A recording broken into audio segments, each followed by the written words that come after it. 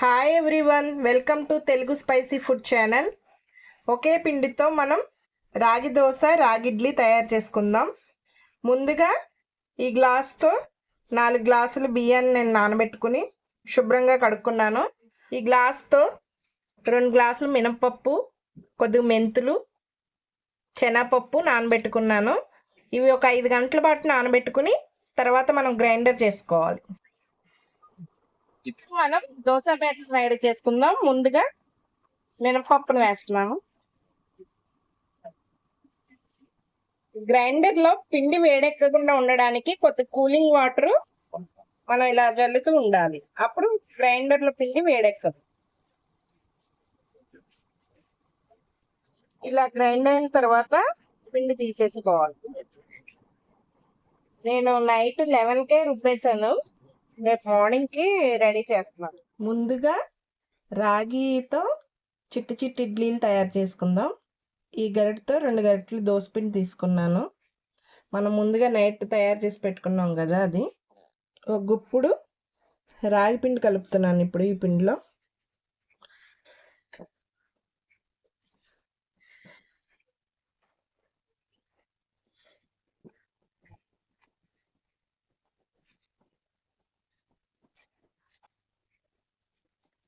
ఇలా బాగా మిక్స్ చేసుకున్న తర్వాత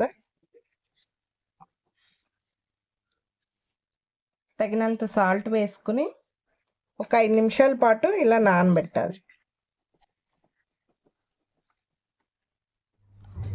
ఈ విధంగా మిక్స్ చేసుకుని ఒక 5 నిమిషాల పాటు పక్కన పెట్టుకున్నాం. ఇప్పుడు మనం ఇడ్లీ పెట్టుకుందాం. పెద్ద ఇడ్లీ అయినా చేసుకోవచ్చు, చిన్న ఇడ్లీ అయినా పెట్టుకోవచ్చు. నేను కానీ రాగి చిట్టి చిట్టి ఇడ్లీలు తయారు చేస్తున్నాను. ఇలాంటి ఇడ్లీ రేక్ ఒకటి తీసుకున్నాను.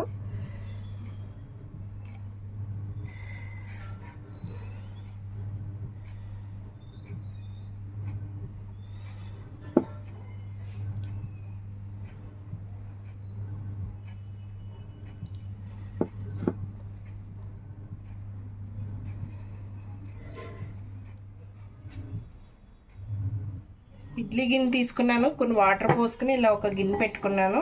ఇప్పుడు దీనిపైన ఈ చిన్న చిన్న ఇడ్లీ రేకులు ఇలా సెట్ చేసుకుని పెట్టుకొని ఒక 10 మినిట్స్ పాటు కుక్ చేసుకుందాం.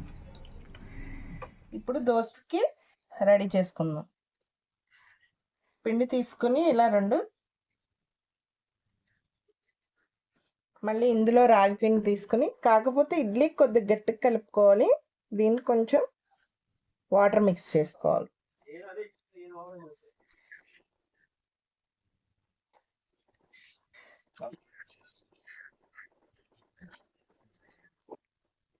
తగినంత సాల్ట్ మిక్స్ చేసుకుని ఓ 5 మినిట్స్ పాటు ఇలా వదిలేయాలి. ఒక ఉల్లిపాయ తీసుకున్నాను, కొద్దిగా ఆయిల్ రసం పాన్ ఇలా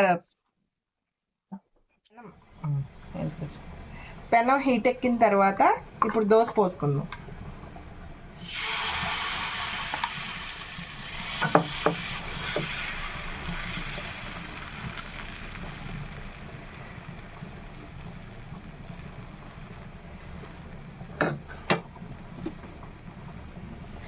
ఇప్పుడు కొన్ని ఉల్లిపాయలు, కొంచెం క్యారెట్ తురుము, పిండిలో అయినా మిక్స్ చేసుకుని వేసుకోవచ్చు, ఇలా అయినా వేసుకోవచ్చు.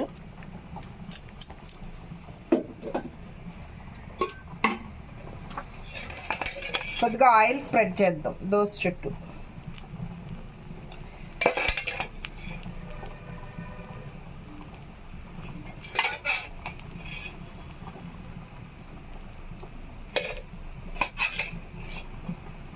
ఇప్పుడు దీన్ని ఇలా తిరగవేద్దాం. ఇప్పుడు గ్రీన్ అల్లం చట్నీ తయారు చేసుకుందాం. ముందుగా ఒక కడాయి పెట్టుకున్నాను, ఒక స్పూన్ ఆయిల్ వేసుకున్నాను. అల్లాన్ని చెక్కుని చిన్న చిన్న ముక్కలు కట్ చేసుకున్నాను.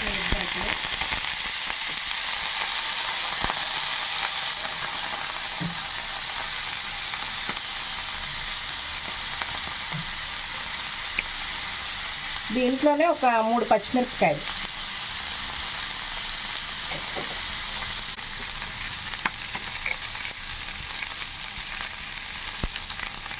పావు టీ స్పూన్ జీలకర్ర, కొంచెం లైట్గా రోస్ట్ అయితే చాలు, మరీ డ్రైగా అవ్వవసరం. ఇలా రోస్ట్ అయిన తర్వాత చల్లారిన తర్వాత మనం మిక్సీ పట్టాలి. కొంచెం చింతపండు, బెల్లం ఉంటే బెల్లం, లేక పంచదార అయినా వేసుకోవచ్చు. ఎందుకంటే నేను తక్కువ క్వాంటిటీలో చేస్తున్నాను కాబట్టి కొద్దిగా వేస్తున్నాను, ఎందుకంటే ఆల్రెడీ నేను ఇంకో చట్నీ చేశాను అందువల్ల.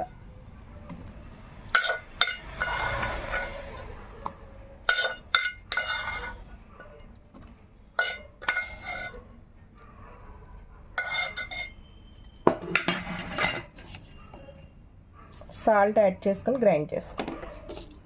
ఇలా గ్రైండ్ అయిన తర్వాత వేరే ఒక బౌల్లో తీసుకుంటున్నాను.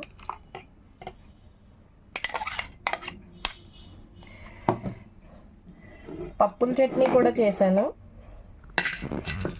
తాలింపు వేసుకోవాలంటే వేసుకోవచ్చు, లేకపోతే లేదు.